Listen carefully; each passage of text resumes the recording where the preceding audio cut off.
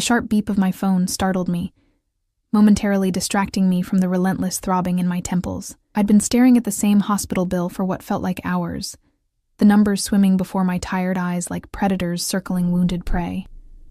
$24,873.50. The amount seemed to grow larger each time I looked at it, mocking me from the crisp white paper with its official letterhead and impersonal tone. Final notice, it read at the top in bold crimson letters. My fingers trembled slightly as I reached for my phone, wincing at the movement. 3 months after the accident, my ribs still protested at sudden movements, a constant reminder of how quickly life could change. One moment I'd been crossing the street after my evening shift at Rosie's Diner. The next I was flying through the air, the world spinning in slow motion, before everything went black. The text was from my boss, Rose. Late again tomorrow and don't bother coming back. I bit my lip, fighting back tears of frustration. It wasn't my fault the bus had been delayed, or that I couldn't afford to live closer to the diner. It wasn't my fault that Jason had disappeared the moment I told him about the pregnancy, taking what little savings we had and leaving me with nothing but mounting bills and a broken heart. The baby, our baby, hadn't survived the accident. Sometimes I thought I hadn't either, not really. Some essential part of me had died on that operating table alongside my unborn child. Outside my tiny apartment window, rain lashed against the glass, the sky as dark and heavy as my thoughts. My reflection stared back at me from the window. Hollow cheeks, dark circles beneath dull eyes, limp hair pulled back in a messy ponytail. I barely recognized myself anymore. I needed help. I needed someone, anyone. With shaking fingers, I scrolled through my contacts, landing on Jason's name. I hadn't deleted it yet, though I'd tried countless times. Some pathetic part of me still hoped he'd come back, apologize, help me through this nightmare. The rational part knew better. Before I could talk myself out of it, I typed a message. I know you don't care anymore, but I'm drowning here. The hospital is threatening collections. $24,173.50. I can't do this alone. Please. I hit send before I could change my mind, then tossed the phone onto the worn couch beside me. He wouldn't respond. He never did. But something about sending those words into the void made me feel less alone with the crushing weight of it all. The pain medication the doctor had prescribed was on the coffee table, next to a half-empty bottle of cheap wine. Bad combination. I knew that. But the temptation to just drift away from this reality, even temporarily, was overwhelming. My phone pinged again, probably Rose with more threats. But it wasn't. Wrong number. But I'm curious about your situation. Who's threatening you? I stared at the message, my heart suddenly hammering in my chest. The number wasn't saved in my contacts, but it was only 1 digit off from Jason's. In my exhausted, desperate state, I'd mistyped. I'm sorry, I wrote back quickly. Wrong number. 3 dots appeared immediately. I gathered that. But my question stands. Who's threatening you? Something about the directness sent a chill down my spine. But what did it matter? What else could I possibly lose? The hospital. Medical bills from an accident, nothing criminal. Sorry to bother you. The reply came faster this time. What hospital? I hesitated, then answered truthfully. Mercy General. Your name? This was getting strange. Why do you want to know? Because I might be able to help. I laughed out loud, the sound harsh and unfamiliar in my silent apartment. Right.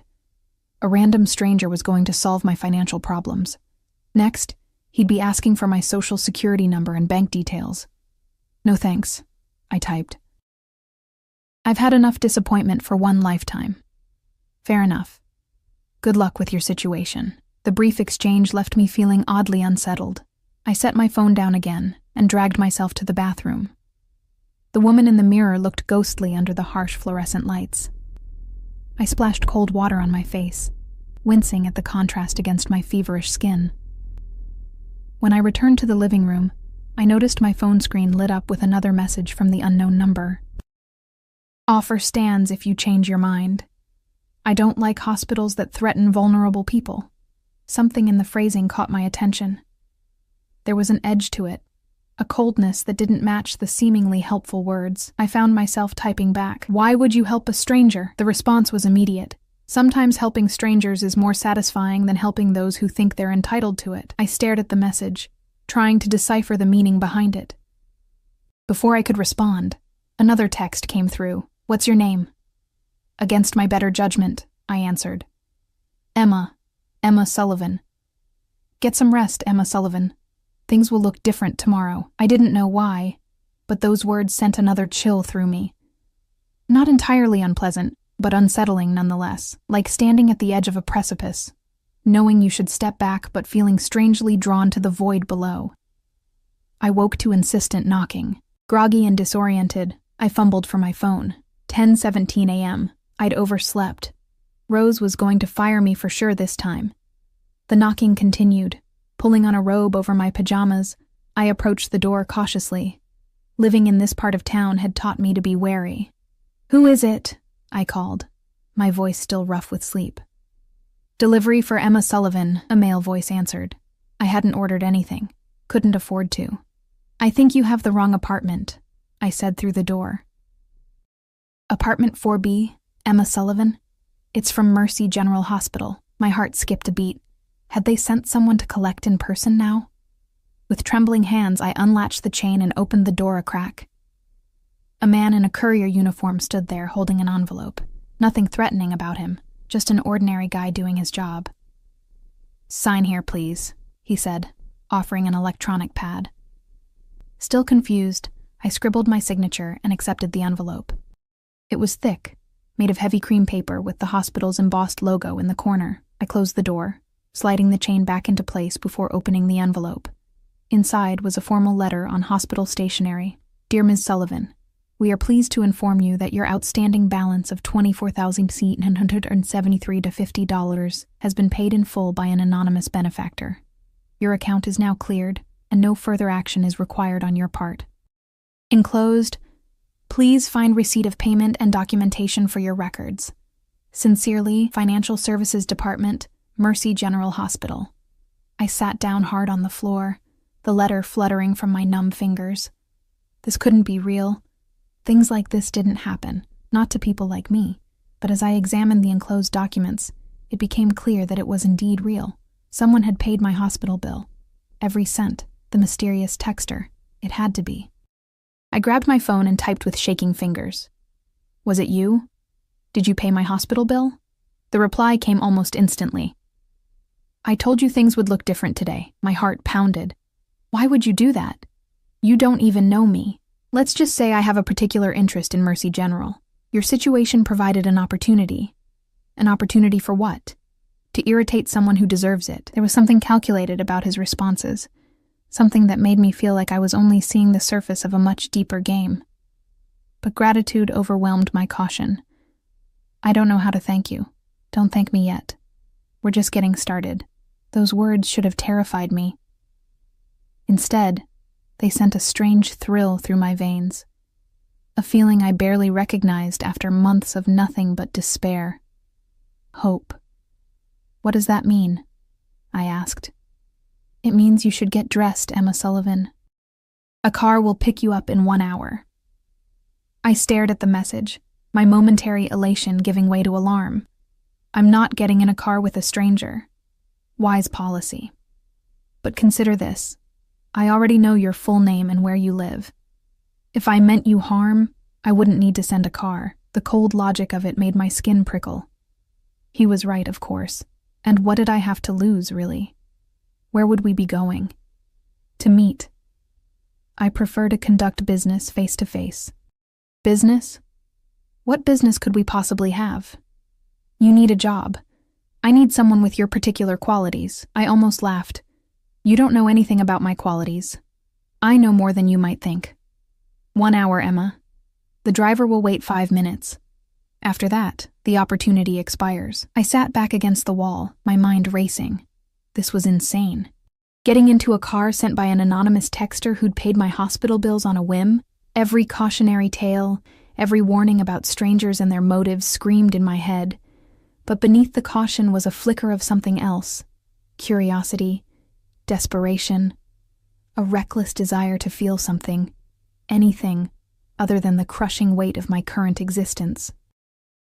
Besides, what was the alternative? Go back to being threatened and harassed by bill collectors? Beg Rose for a job she'd already halfway taken from me? Before I could change my mind, I typed, "I'll be ready." I showered quickly, the hot water a luxury I usually rationed but today indulged in. My wardrobe offered few options, mostly Rosie's diner uniforms and worn casual clothes. I settled on my one decent outfit: black pants, a blue blouse that brought out the color in my otherwise tired eyes, and a cardigan that hid how much weight I'd lost since the accident. As I applied a minimal amount of makeup, I caught myself in the mirror. For the first time in months, there was color in my cheeks, a spark in my expression. Fear, yes, but also something like anticipation. At precisely 1 hour from his last text, my phone pinged. "Your car is outside." I moved to the window and peered down at the street below. A sleek black car with tinted windows idled at the curb, conspicuously out of place in my rundown neighborhood. The driver stood beside it, immaculately dressed in a dark suit, scanning the building entrances. This was my last chance to back out, to stay in the relative safety of my miserable but familiar life. Instead, I grabbed my purse, keys, and phone, and headed for the door. The autumn air hit me as I stepped outside, crisp and invigorating after the staleness of my apartment. The driver spotted me immediately, his expression giving away nothing as he opened the rear door. "Ms. Sullivan?" he said with a slight nod. I hesitated at the open door, peering into the dimly lit interior. Empty. Just plush leather seats and the faint scent of expensive cologne. "Where are we going?" I asked the driver. "The Archer Hotel downtown, miss." It shouldn't take more than 20 minutes in current traffic. A hotel. Public. Populated. Safer than some isolated location. I slid into the back seat, and he closed the door with a soft click that sounded somehow final. As the car pulled away from the curb, I watched my apartment building recede in the window. The rain had stopped, leaving everything looking washed clean, glistening in the midday sun. My phone vibrated in my hand. "Good choice, Emma. I look forward to meeting you." I stared at the message, reality finally catching up to me.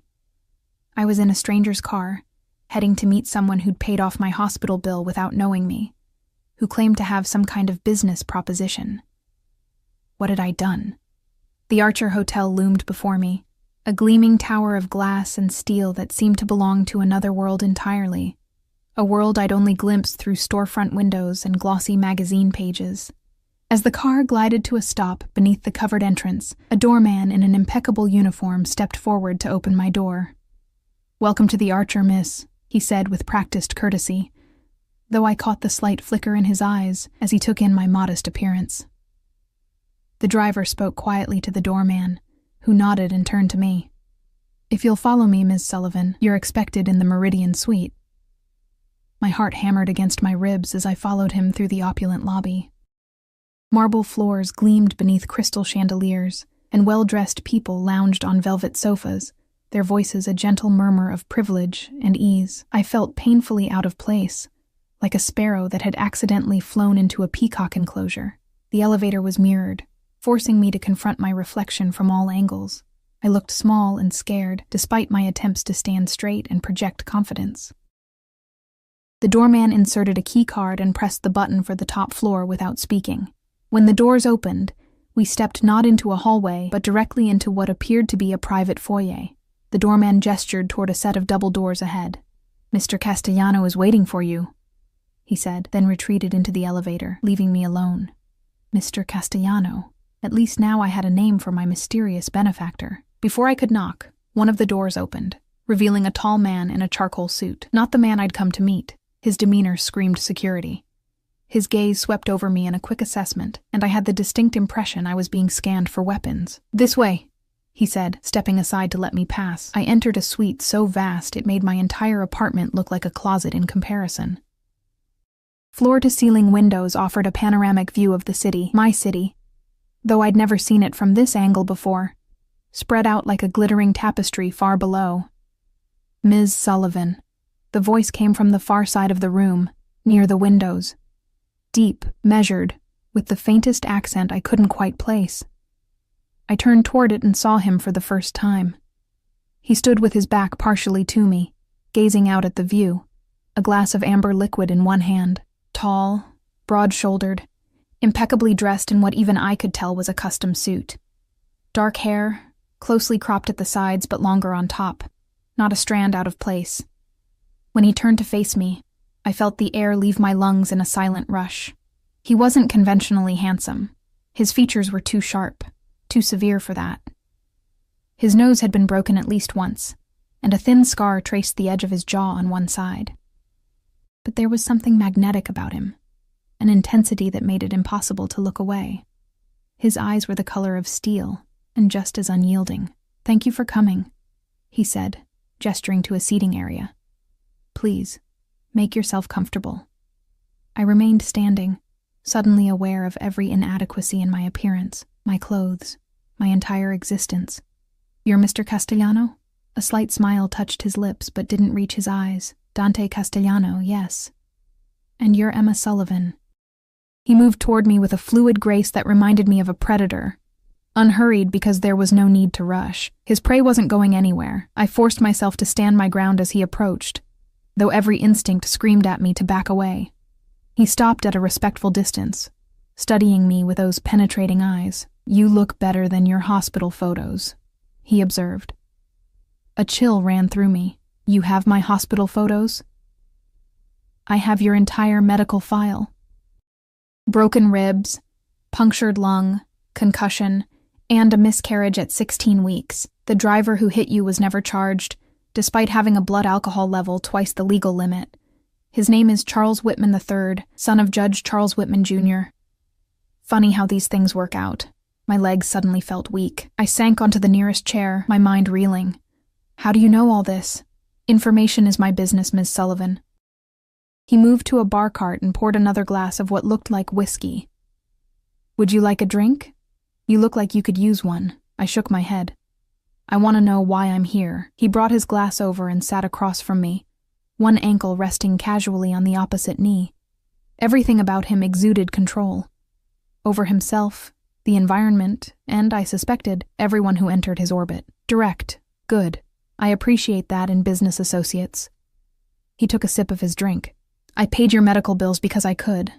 Because the hospital administration has been particularly uncooperative with some of my recent endeavors, and because your situation intrigued me." "Intrigued you?" His eyes flicked over me again, assessing. "You've lost everything, yet you're still fighting.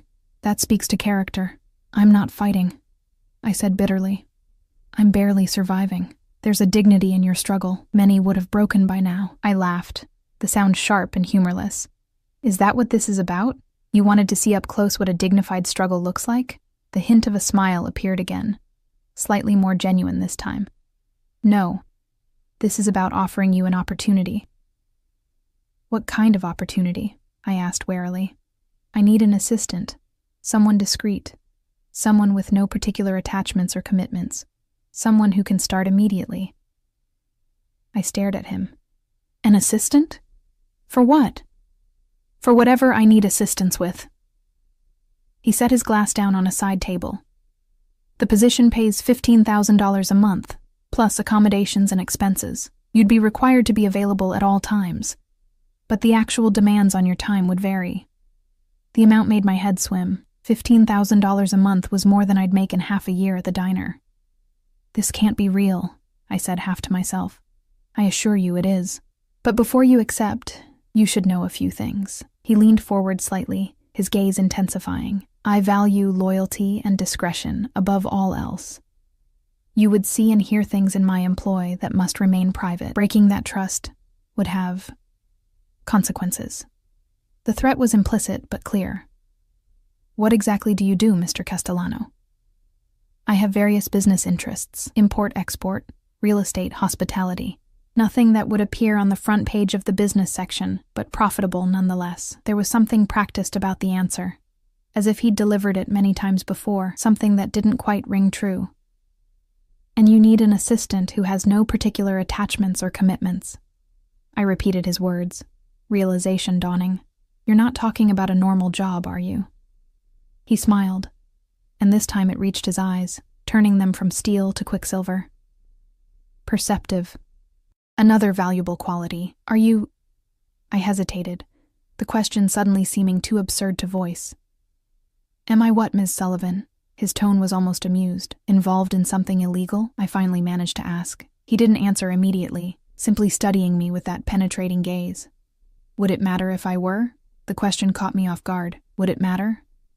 A week ago, I would have said yes without hesitation. But now, sitting in this luxurious suite, with the weight of my hospital bills magically lifted from my shoulders, facing a man who offered financial security I'd never dreamed possible, I wasn't so sure. I don't want to be part of anything that hurts people, I said finally. A reasonable boundary. I can respect that. He rose in one fluid motion and walked back to the windows, looking out over the city again. I won't lie to you, Mrs. Sullivan. My business operations exist in gray areas sometimes. But I have my own code, my own ethics. I don't deal in human trafficking, drugs, or weapons. I don't target innocents. Then what do you deal in? He turned to look at me over his shoulder, his expression unreadable. Protection. Problem-solving. Creating order from chaos. A euphemism if I'd ever heard one. My mind raced through possibilities, landing on the most obvious one given his name, his manner, the power he exuded. You're in the Mafia, I said, the words sounding ridiculous even as they left my mouth. He didn't confirm or deny it, just turned back to face me fully. I'm offering you a way out of your current situation, Mrs. Sullivan. A chance to rebuild your life on your terms. All I ask in return is your loyalty and discretion. I should have gotten up then. Should have thanked him for paying my hospital bills, and walked out the door, back to my miserable but safe existence. But something kept me rooted to the spot. Fascination, desperation, or perhaps the simple fact that I had nothing left to lose. What would I actually be doing? I asked instead. Managing my schedule, coordinating with my other staff, handling correspondence, occasionally accompanying me to meetings or events. He moved back toward me, his presence filling the room. Nothing beyond your capabilities, I assure you. And the accommodations? I own the penthouse apartment in a building not far from here. It's currently unoccupied. It would be yours for as long as you remain in my employ. It all sounded too good to be true, which meant it probably was. Why me? I asked, the question that had been nagging at me since his first text. There must be hundreds of people better qualified. Something flickered across his face. A shadow of emotion quickly suppressed. You sent a text meant for a man who abandoned you and your unborn child. A man who stole from you when you needed him most, yet there was no hatred in your message, only a simple request for help. He paused. That says something about your character, Emma Sullivan. Something rare. The use of my full name sent an odd shiver through me. There was an intimacy to it, as if he was tasting the syllables, claiming them somehow. And if I say no? I asked, my voice barely above a whisper. Then the driver takes you home, and your life continues as before. Minus the hospital debt, of course. That's been taken care of regardless of your decision today. I looked around the opulent suite, then down at my worn shoes, thinking of my empty apartment with its past due notices and fading memories. Thinking of Rosie's diner and the endless struggle just to stay afloat. Then I looked back at Dante Castellano, with his dangerous eyes and carefully measured words. A man who'd paid a stranger's hospital bills on a whim. A man who clearly operated outside the boundaries of conventional society. A man who could snap his fingers and make problems disappear. Or people, perhaps. When would I start? I heard myself ask. His smile was slow and satisfied, like a predator who'd successfully lured its prey exactly where it wanted. Immediately. Do you need to collect anything from your apartment? The speed of it all made my head spin. Yes. My clothes, some personal items. The driver will take you. Pack whatever you need. Everything else can be replaced. He moved to a desk and wrote something on a card. This is my private number. Memorize it, then destroy the card. From now on, you contact only me, not my staff. He held out the card, and as I reached for it, his fingers brushed against mine. A jolt of something. Electricity, warning, I wasn't sure which, shot through me at the contact.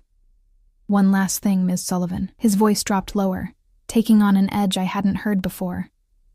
"Now that you've accepted my offer, you're under my protection.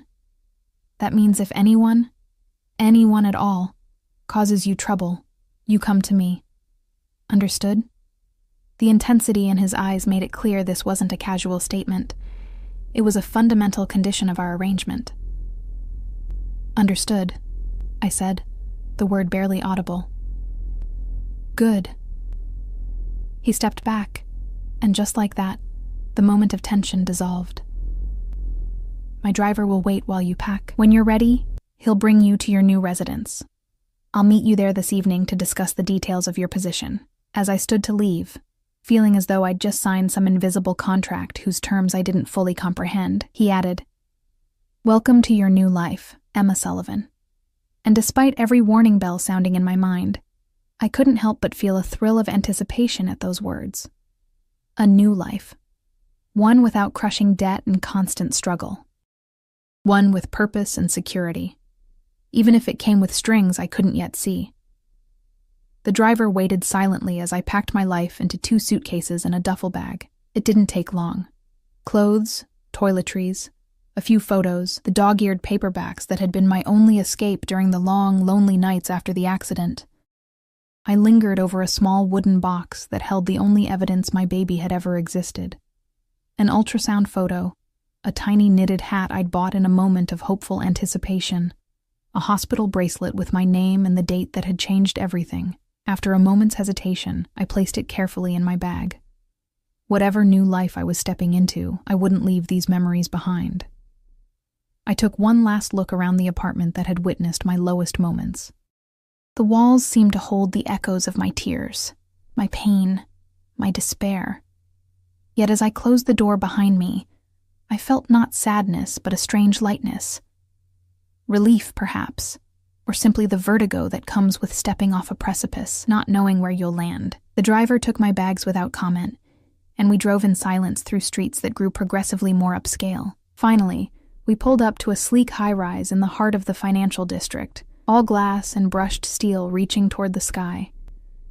A uniformed doorman rushed to open my door, his expression professionally neutral as he welcomed me. "Ms. Sullivan," he said with a slight bow. "Mr. Castellano has arranged everything. Pierre will show you to your apartment." The building manager, a thin man with precise movements, appeared almost instantly, introducing himself with a practiced smile.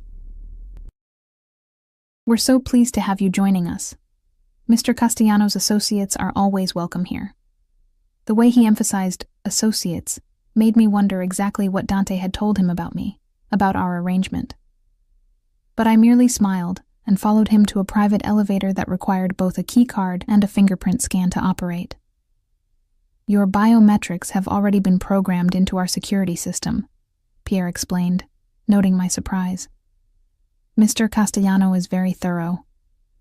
The elevator opened directly into a foyer larger than my entire former apartment. Beyond it stretched a living space that took my breath away. Soaring ceilings, walls of glass offering panoramic views of the city and harbor, furnishings that managed to be both minimalist and luxurious. "The kitchen is fully stocked," Pierre continued, leading me through the space.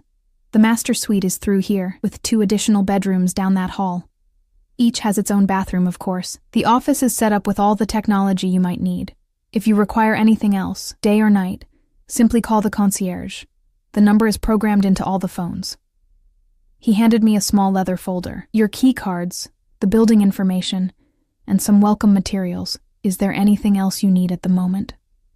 I shook my head, still struggling to process the reality of my new surroundings. "Very good. Mr. Castellano mentioned he would be joining you at 7. Will you be requiring dinner service?" No, thank you. The idea of servants preparing a meal for me in this alien environment was too much to process. After Pierre left, I wandered through the apartment in a daze, running my fingers over surfaces too perfect to be real. Marble countertops, silk upholstery, cashmere throws artfully arranged on designer furniture. The master bedroom featured a bed big enough for 4 people and a wall of windows that made me feel as though I was floating above the city. The closet was a room unto itself, mostly empty except for a few garment bags hanging at the far end. Curious, I unzipped one to find a black cocktail dress, simple but elegant, with a designer label I recognized from magazines.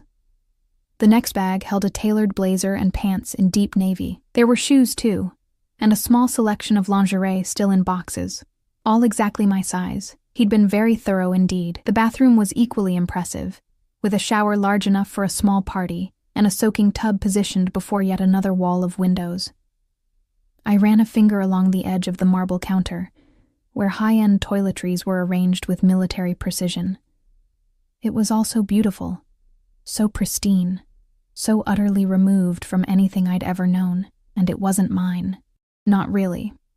It was a gilded cage provided by a man I barely knew, a man whose business existed in gray areas, who spoke of loyalty and discretion with thinly veiled threats beneath the surface. What had I gotten myself into? I unpacked my meager possessions, feeling their inadequacy in this opulent space. My faded jeans and worn sweaters looked pathetically out of place hanging beside the designer clothes. The wooden box with my baby's mementos I placed in the bedside drawer, close enough to touch in the night if the dreams came again. At 6:30, I showered in the palatial bathroom, letting the hot water sluice away the grime of my old life. I dried my hair, applied the minimal makeup I'd brought with me, and faced the closet with a sense of uncertainty. Should I wear one of the outfits he'd provided? Would that signal too much acceptance of whatever this was? In the end, I compromised, putting on my own black pants with one of the silk blouses I found hanging in the closet. It fit perfectly, draping in ways my discount store clothes never had. I slipped on my own shoes, refusing to completely surrender my identity on the first day. At precisely 7 o'clock, the intercom chimed. "Mr. Castellano is on his way up, Ms. Sullivan," the concierge's voice informed me. My heart rate accelerated as I moved to the foyer, smoothing my hair nervously. When the elevator doors opened, Dante wasn't alone. Behind him stood 2 men whose purpose was unmistakable. Security, bodyguards, muscle. Whatever you called them, they exuded the same dangerous competence as the man I'd met at the hotel. "Emma," Dante said, stepping forward while his men remained in the elevator. "I trust everything is satisfactory?" "It's overwhelming," I admitted. A slight smile touched his lips. "You'll adapt quickly." He dismissed his security with a subtle nod, and the elevator doors closed, leaving us alone. He looked different somehow, still immaculate in another beautifully tailored suit, but more relaxed, less formally poised. He carried a leather portfolio in one hand and a bottle of wine in the other. "I thought we might discuss the details of your position over dinner," he said, moving past me into the apartment. He set the portfolio down on a console table and proceeded to the kitchen, where he opened the wine with practiced ease. "I don't actually know how to cook in a kitchen like this," I admitted, following him. He glanced up, that almost smile appearing again. "Fortunately, I do. Sit, watch, learn." It was a command, not a suggestion, but delivered with a casualness that made it seem almost friendly. I perched on one of the bar stools at the kitchen island as he removed his suit jacket, rolled up his sleeves with precise movements, and began to explore the refrigerator and pantry. There was something incongruous about watching this dangerous man, for dangerous he surely was, moving with such domestic confidence. He selected ingredients, found pots and knives without hesitation, and began preparing what appeared to be a simple pasta dish, with an assurance that suggested he'd done this many times before. "The secret is quality ingredients, minimal interference," he explained, pouring olive oil into a pan. "And timing. Everything in life comes down to timing." He poured 2 glasses of wine, sliding one toward me before returning to his cooking. The domesticity of the scene was surreal, as if we were playing at being normal people, a man and a woman sharing a meal at the end of a day, rather than whatever we actually were. "Tell me about yourself, Emma," he said as he chopped herbs with quick, precise movements. "What do you want to know?" "Whatever you're willing to share." I sipped the wine, buying time. It was rich and complex, probably costing more than I'd made in a week at the diner. There's not much to tell. I grew up in foster care, aged out of the system, worked various jobs, met Jason, thought we had something real, found out I was wrong. I shrugged. The usual sad story. And the baby? He asked, his eyes never leaving his task. The question sent a familiar ache through my chest. Unplanned, but not unwanted. At least not by me. He nodded as if confirming something to himself. Jason. He said the name with a subtle distaste. The man you were trying to contact when you texted me. Yes. What would you do if you saw him again? The question caught me off guard. I don't know. I used to think I'd beg him to come back. Then I thought I'd scream at him, make him feel some fraction of the pain he caused. I stared into my wine glass. Now, I'm not sure I'd do anything. He doesn't deserve the energy it would take to hate him. Dante made a sound that might have been approval. Hatred is useful only when properly channeled. Otherwise, it's a waste of resources. He finished preparing the pasta, plating it with an artful twist that spoke of practice. We moved to the dining table, a sleek expanse of dark wood with the city lights glittering beyond the windows. He waited for me to sit before taking his own seat, a small courtesy that somehow emphasized the power differential between us more than rudeness would have. Now, he said after I'd taken a few bites of the surprisingly delicious meal, let's discuss your duties. He opened the portfolio he'd brought, revealing a stack of documents. First, the formal details. Your salary will be deposited directly into a new account I've established for you. He slid a folder toward me. The details are in here, along with a credit card for expenses. The apartment is secured for the duration of your employment. The building staff has been instructed to provide whatever assistance you require. I set down my fork, my appetite suddenly diminished by the business-like reminder of our arrangement. And what exactly will I be doing to earn all this? As I mentioned, you'll be managing my schedule, coordinating with my staff, handling correspondence. I travel frequently between here and my other properties. You'll often accompany me. What about my background?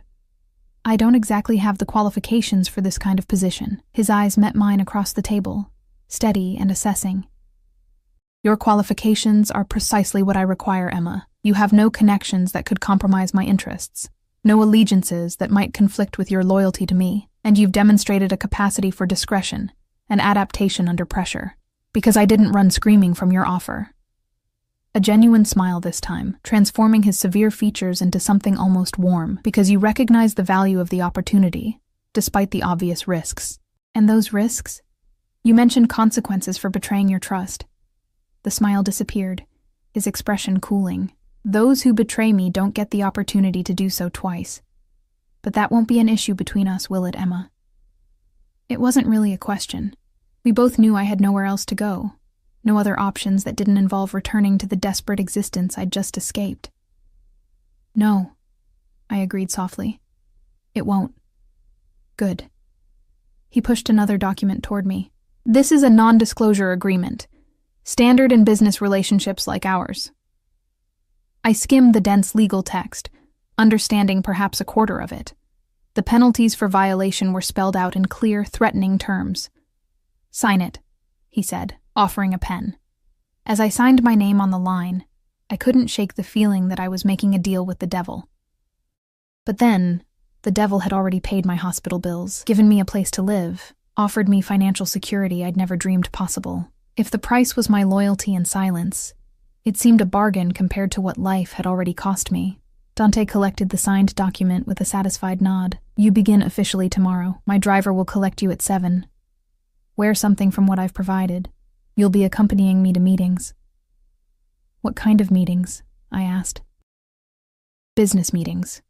His tone made it clear that further questions on the subject weren't welcome. For tonight, make yourself comfortable. Familiarize yourself with the apartment. There's a secure phone in the office. Memorize the numbers programmed into it. Those are the only people authorized to contact you directly. He rose, signaling the end of our discussion. I stood as well, suddenly aware of how close he was in the dimly lit dining area. He seemed to occupy more space than his physical form should allow, his presence filling the room with a tension I couldn't quite name. Thank you for dinner. I said, searching for the appropriate response to this bizarre situation. You're welcome, Emma. He studied me for a moment longer, his expression unreadable. Then he reached out and brushed a strand of hair from my face, the gesture so unexpected that I froze. Get some rest. Tomorrow will be educational. With that, he collected his portfolio and jacket and moved toward the elevator. Just before the doors closed, he looked back at me. Remember, Emma, you're under my protection now. That means something in my world. As the elevator doors slid shut, I released a breath I hadn't realized I was holding. Alone in the vast, luxurious apartment, surrounded by evidence of wealth and power I could barely comprehend, I felt both trapped and strangely free. I was playing a game whose rules I didn't understand, with a man who moved pieces I couldn't see. But for the first time in months, I wasn't drowning in debt and despair.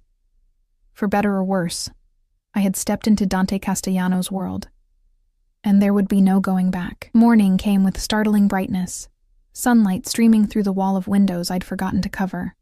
For a disorienting moment, I didn't recognize where I was. The too-soft bed, the luxurious sheets, the vast expanse of the room all felt like a dream.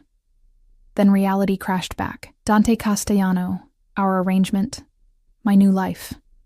I showered quickly and stood before the closet, eyeing the designer clothes he'd provided. Given his instructions, I selected a charcoal pencil skirt and a cream silk blouse, paired with modest heels. Professional, elegant, but not flashy. The outfit probably cost more than I'd made in 2 months at the diner. At precisely 7, the intercom chimed to announce the driver's arrival. I grabbed a sleek leather portfolio I'd found in the office. Empty, but it seemed like the kind of prop an executive assistant might carry, and headed down. The same driver from yesterday waited with a black SUV, its windows tinted to near opacity. He opened the door without speaking, and I slid into the back seat to find Dante already inside, immersed in something on his phone. Good morning, I ventured. He looked up, his eyes sweeping over me in a quick assessment. The outfit suits you. He returned to his phone for another moment, then set it aside. Today you'll observe, listen, watch, remember.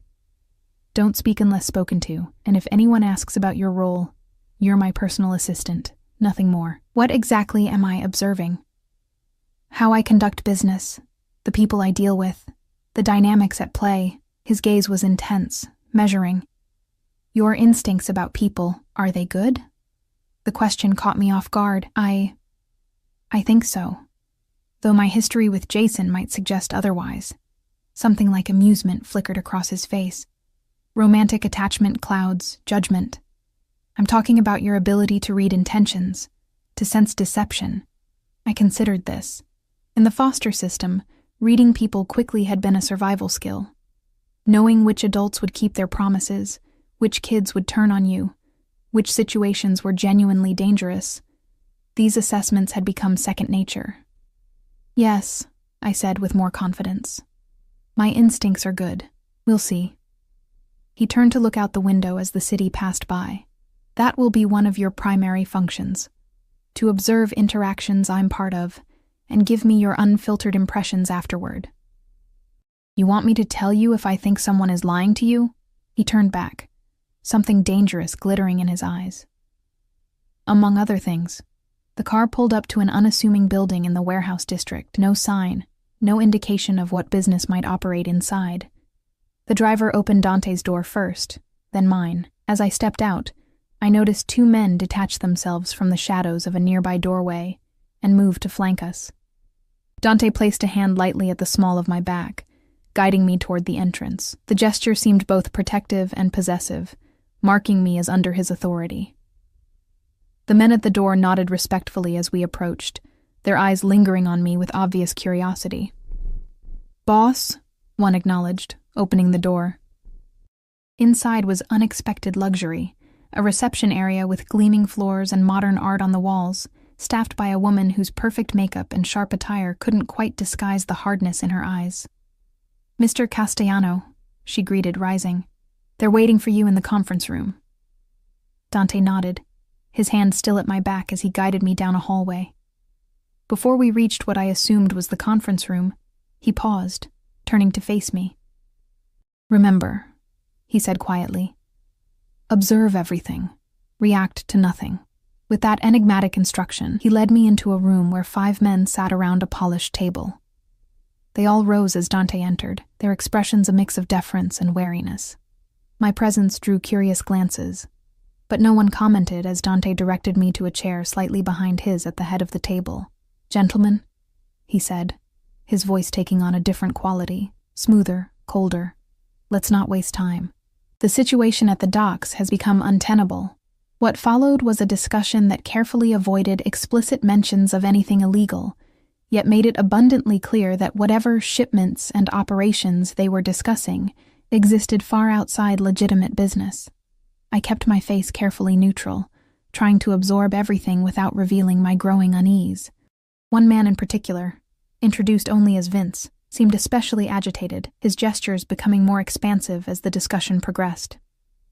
"With respect, Dante," he said, his tone suggesting the opposite of respect. "The Rivera crew isn't going to back down without a show of force. We need to send a message."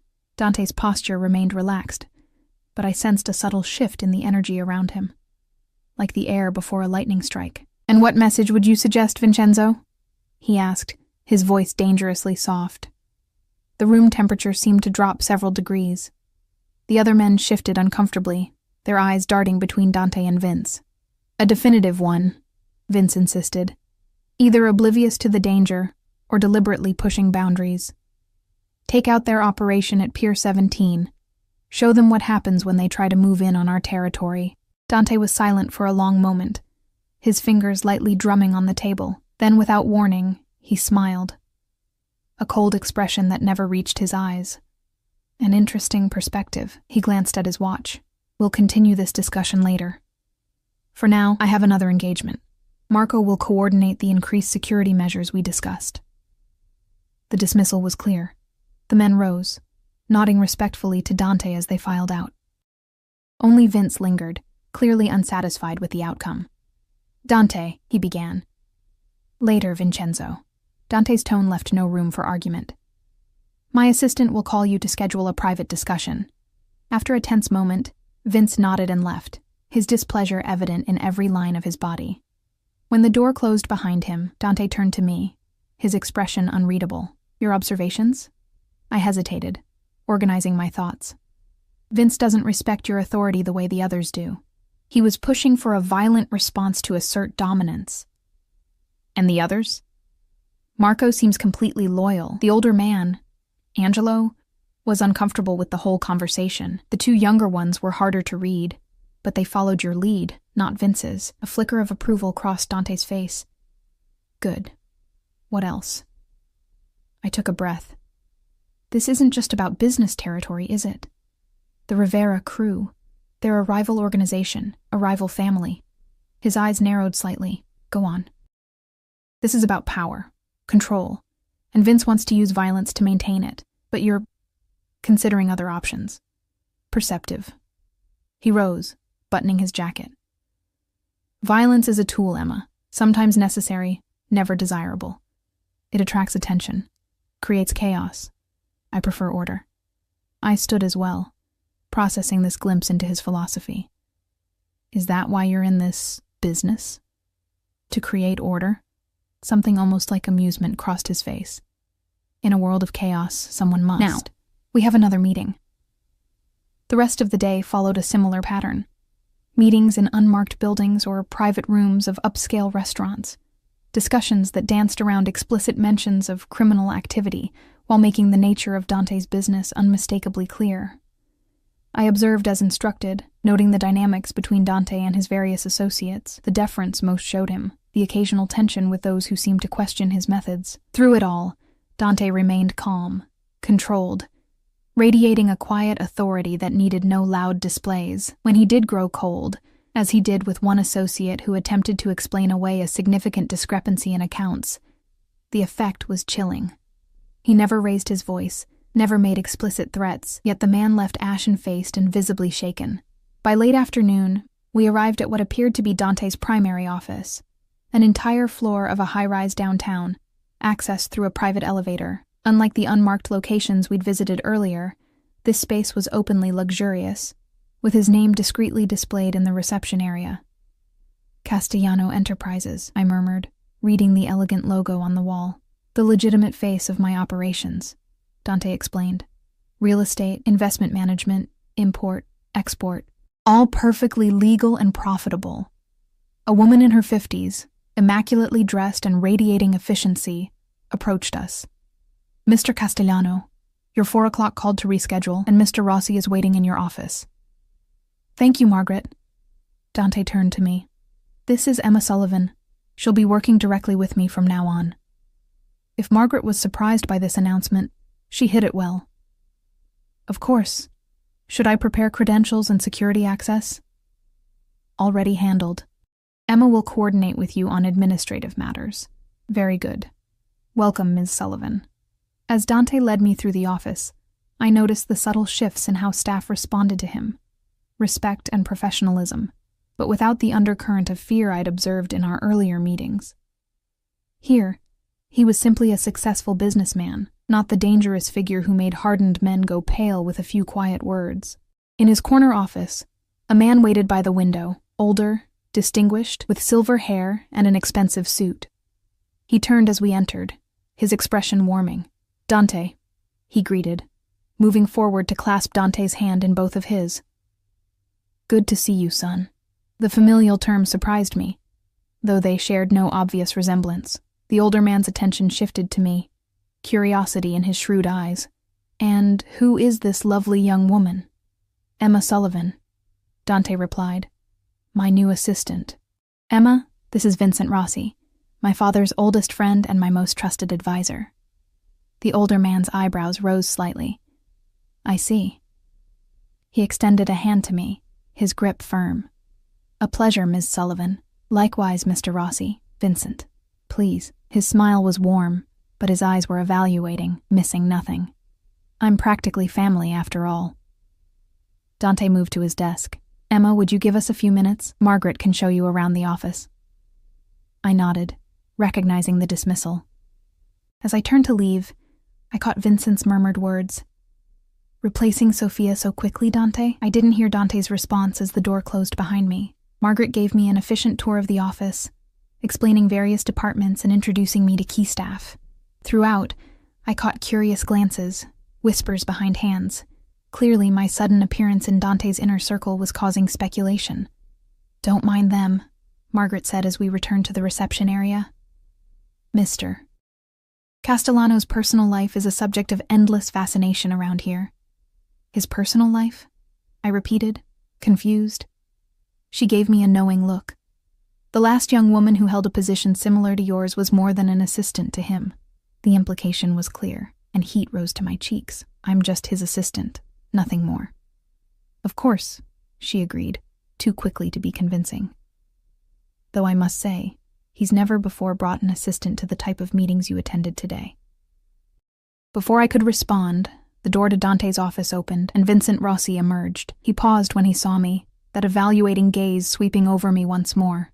Ms. Sullivan, he said, approaching.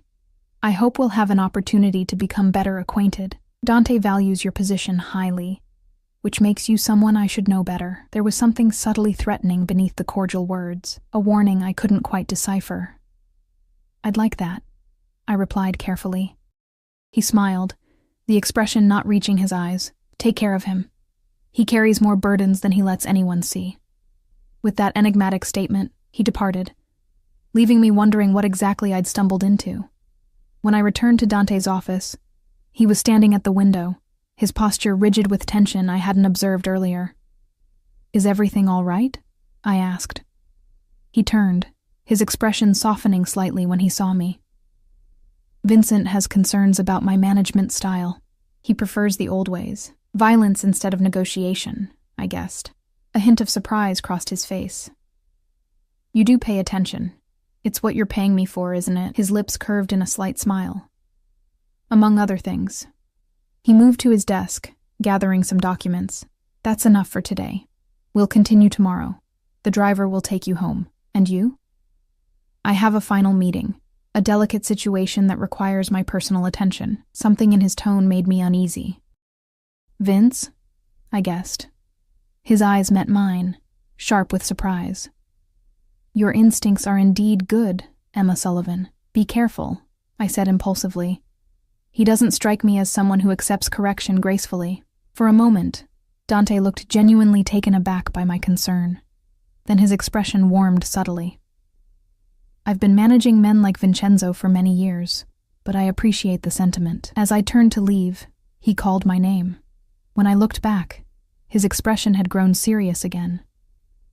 You've seen much today that others never do. You understand what that means? I nodded, the weight of my new reality settling over me. Complete discretion. I remember. Good. He hesitated, then added, You did well today, Emma. Better than I anticipated.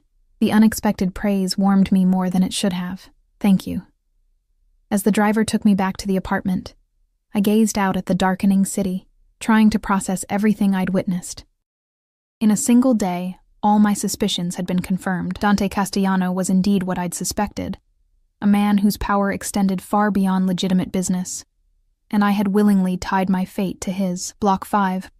The weeks that followed settled into a rhythm both exhilarating and terrifying. Each day brought new insights into Dante's world, a complex web of power, loyalty, and calculated violence that existed beneath the veneer of his legitimate businesses. I accompanied him to meetings, took notes, observed the people around him, and gradually began to understand the vast empire he controlled. By day, we moved through the polished corridors of Castellano Enterprises, where Dante was simply a successful businessman with diverse investments. By night, we visited clubs, restaurants, and warehouses where his true authority was exercised, places where men with hard eyes and concealed weapons nodded respectfully as we passed. And through it all, I watched him. The subtle shifts in his demeanor, the careful calibration of charm and menace he deployed as needed, the isolated moments of weariness I occasionally glimpsed when he thought no one was looking. After each meeting, he would ask for my observations, listening intently as I shared my impressions of the people we'd encountered. He never explained why my insights mattered to him, but I sensed he valued the fresh perspective I brought, uncolored by years of immersion in his world. You see things others miss, he remarked one evening as we returned from a particularly tense negotiation. People underestimate you because of your appearance, your youth. It's a valuable advantage. I'd learned that such comments were as close as Dante came to praise, and I found myself pathetically pleased whenever I earned them. It troubled me how much I'd come to crave his approval, how easily I'd adapted to this strange half-life as his shadow. The lines I'd once thought immovable had blurred with alarming speed.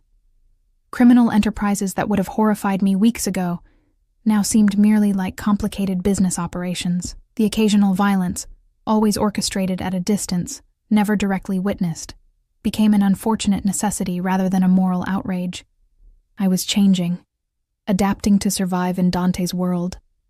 And sometimes, late at night in my luxurious apartment, that realization terrified me. But there were other changes too, ones I was less willing to acknowledge. The way my pulse quickened when Dante entered a room, the hyper-awareness I felt in his presence, the dreams that left me flushed and disoriented in the pre-dawn darkness. I told myself it was simply the result of prolonged proximity to a powerful, dangerous man. Stockholm Syndrome, perhaps, or the natural human tendency to seek connection, even in the most unlikely places, nothing more. Until the night everything changed. It began ordinarily enough. We'd attended a charity gala, one of the society events Dante occasionally frequented to maintain his public image as a philanthropic business leader. I'd worn a gown he'd provided, a midnight blue creation that transformed me from the hollow-eyed waitress I'd once been into someone who could move confidently among the city's elite. Throughout the evening, I'd noticed a tension in Dante that hadn't been present when we arrived. His eyes scanned the room more frequently, and he kept me closer than usual, his hand often at the small of my back as we navigated the crowded ballroom. "Is something wrong?" I murmured as we stood at the edge of the dance floor, watching couples twirl beneath the crystal chandeliers. "Vincenzo is here," he replied quietly, "with companions who weren't invited." I followed his gaze and spotted Vince across the room, flanked by two men whose ill-fitting tuxedos couldn't disguise their true nature. Even in this refined setting, they radiated menace. Should we leave? I asked. Dante's hand tightened slightly at my waist. No. That would signal weakness, but stay close. The warning was unnecessary. I had no intention of straying from his side, not with the predatory way Vince was watching us. The confrontation, when it came, was almost anticlimactic in its brevity. Vince approached as Dante and I were speaking with the mayor, his movements loose in a way that suggested he'd had too much to drink. "Dante," he interrupted, ignoring the mayor entirely. "Quite the event. Almost makes people forget what you really are." A chill ran down my spine at the blatant challenge. The mayor excused himself hurriedly, sensing the undercurrents of danger. "Vincenzo?" Dante replied, his voice deceptively calm. "You're drunk. Go home before you embarrass yourself further." Vince's gaze shifted to me, his eyes traveling over my body in a way that made me feel physically soiled, always with the pretty new toys. "Does this one know what happened to the last girl who warmed your bed?" Dante's expression didn't change, but I felt him go absolutely still beside me, the stillness of a predator preparing to strike. "You're making a mistake," he said softly. "One final warning, Vincenzo. Leave, now." Something in his tone must have penetrated Vince's alcohol-fueled bravado, because the man's expression faltered briefly. But then his eyes hardened again. "This isn't over," he muttered, before turning and stalking away, his companions following. Dante watched him go, his face impassive, but his eyes cold with a fury I'd never witnessed before. When he finally looked at me, his expression softened fractionally. "We're leaving," he said, taking my elbow and guiding me toward the exit. The drive back to my apartment was silent, tension radiating from Dante in almost palpable waves. When the car pulled up to my building, I expected him to remain in the vehicle as he usually did, sending me up alone while he continued to his own residence. Instead, he exited the car with me. "I'll see you upstairs," he told the driver, who nodded and pulled away. In the elevator, the silence stretched between us, heavy with unspoken questions. Dante stood with his back straight, eyes fixed on the climbing floor numbers, controlled as always, yet vibrating with a barely contained energy that set my nerves on edge. When we entered the apartment, he moved immediately to the bar, pouring himself a generous measure of whiskey. He downed it in one swallow, then poured another. "What did Vince mean?" I finally asked, unable to contain the question any longer. "About the last girl?" Dante set the glass down carefully, his back to me. For a long moment, I thought he wouldn't answer. "Sophia," he said finally, his voice low. "She was under my protection, like you. What happened to her?" He turned then, his eyes meeting mine with an intensity that made my breath catch. "She betrayed that protection, made an arrangement with a rival organization, used her position in my household to gather information." A cold knot formed in my stomach. And she disappeared. The official story is that she moved to Europe. Started a new life. The implication was clear in what he didn't say. "Did you—" I couldn't finish the question. "No." His answer was immediate, definitive. "I sent her away, gave her enough money to start over somewhere far from here, with the understanding that she never returned." Relief washed through me, followed immediately by confusion at my own reaction. Why should it matter to me whether Dante had killed a woman who betrayed him? Wasn't he still the same dangerous man either way? "Vince doesn't know that," Dante continued. "He believes I had her eliminated, as he would have done, as my father would have done." "Why are you telling me this?" He moved toward me, stopping close enough that I had to tilt my head back to maintain eye contact. "Because I want you to understand the truth. Not rumors, not assumptions." "The truth about what?" "About who I am." His voice had dropped lower, something raw emerging beneath the controlled exterior. "About what happens to those who betray me. About what happens to those who don't." My heart was racing now, responding to his proximity, to the intensity radiating from him. "And which am I? One who betrays you, or one who doesn't?" His eyes searched mine. "That remains to be seen, but I think we both know you're not Sophia."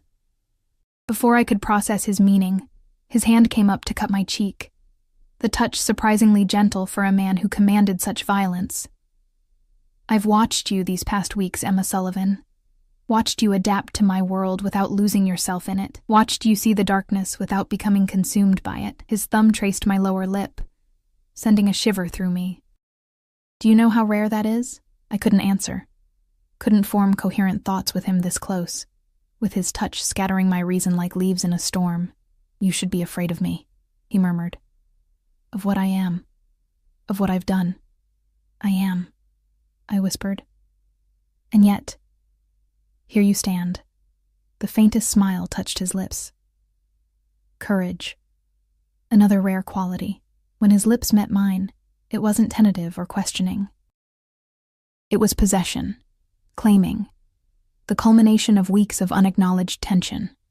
My response was immediate, instinctive, my body arching toward his as if drawn by some primal force I couldn't resist. His kiss deepened, one hand tangling in my hair while the other pressed against the small of my back, eliminating any space between us. I could feel the heat of him through the thin fabric of my gown, the solid strength of his body against mine. When he finally pulled away, we were both breathing heavily. His eyes had darkened, the steel gray nearly black with desire. This isn't why I brought you into my life, he said, his voice rough. It wasn't planned. I know, I replied, my own voice barely recognizable. If this happens, Emma, there's no going back. No pretending we're just employer and employee. The lines blur, the risks increase. His expression grew serious. Vince already sees you as a weakness he could exploit against me. Is that what I am? A weakness? Something fierce and protective flashed in his eyes. No. But those who wish to harm me would see you that way. His hands framed my face, gentle despite the intensity of his gaze. I can protect you from many things, Emma. But once you truly enter my life this way, the danger increases tenfold. I should have been frightened, should have stepped away, maintained the professional boundary that had kept me safe these past weeks. Instead, I found myself reaching up to touch his face, tracing the scar along his jaw. I've been in danger since the moment I texted you by mistake, I said softly. At least this way, the risk serves a purpose beyond survival. His expression changed then, something almost like tenderness softening his features. You continue to surprise me, Emma Sullivan. That night marked a transformation, not just in our relationship, but in my understanding of Dante Castellano. As barriers fell away, physical, emotional, psychological, I glimpsed the man beneath the carefully constructed facade of the Mafia boss, the boy who'd lost his father too young and shouldered the weight of an empire, the man who'd chosen a different path than his predecessors, preferring strategy to brutality, yet willing to employ violence when necessary. He was no hero from a romance novel, no misunderstood bad boy waiting for redemption.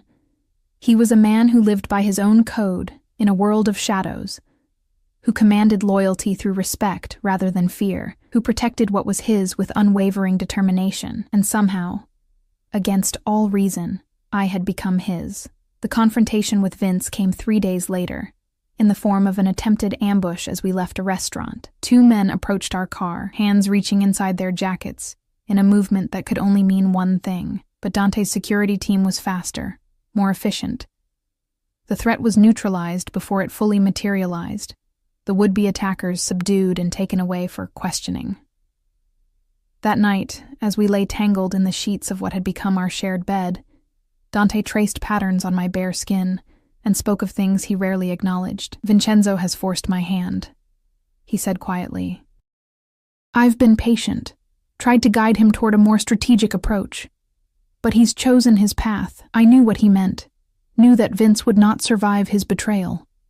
Weeks ago, this knowledge would have horrified me.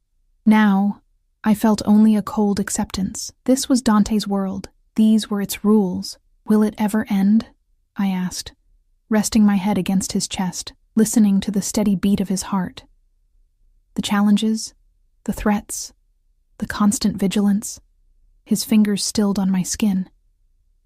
No, but it can be managed, contained. He tilted my face up to his. Does that change things for you? I considered the question seriously. Did it change my feelings? knowing that Dante's world would always include violence and danger, that our life together would never be completely normal.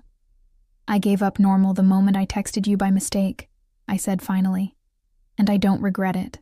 It was true. The woman I'd been, broken, desperate, drowning in grief and debt, seemed like a stranger now. In her place stood someone stronger, more resilient, who had found a kind of belonging in the most unexpected place. Dante's arms tightened around me. I'll always protect you, Emma. Whatever comes. Whatever it takes. I know, I whispered. And for the first time in my life, I truly believed someone when they said those words. The next morning, news of Vincenzo Caruso's tragic accident dominated the local headlines. The official story: a brake failure, a car plunging into the harbor. No body recovered. Dante didn't mention it, and I didn't ask. Some lines, once crossed, couldn't be uncrossed. I had made my choice, embraced this complicated, dangerous man with all his shadows and sharp edges, accepted the protection he offered, and the price it carried. 6 months after my accidental text, as we stood on the balcony of what was now our shared penthouse, watching the city lights below, Dante placed a small velvet box in my hand. I don't offer traditional relationships, he said, his eyes serious on mine. My world doesn't allow for that, but I can offer you this: my protection, my loyalty, my commitment, for as long as we both live. Inside the box was a ring, a deep blue sapphire surrounded by diamonds. Not a traditional engagement ring, but something uniquely ours. Is this a proposal? I asked, my voice barely audible over the pounding of my heart. It's a promise, he replied, that whatever happens, whatever storms come, you will never face them alone again. As he slid the ring onto my finger, I thought of that desperate night months ago, when I'd sat surrounded by bills I couldn't pay, texting a number I thought belonged to a man who had abandoned me. How that simple mistake had changed everything, had led me here, to this moment, to this man. Yes, I said simply, and sealed the promise with a kiss. In Dante's world, happy endings weren't guaranteed. But second chances were possible, and sometimes the darkest mistakes led to the brightest beginnings.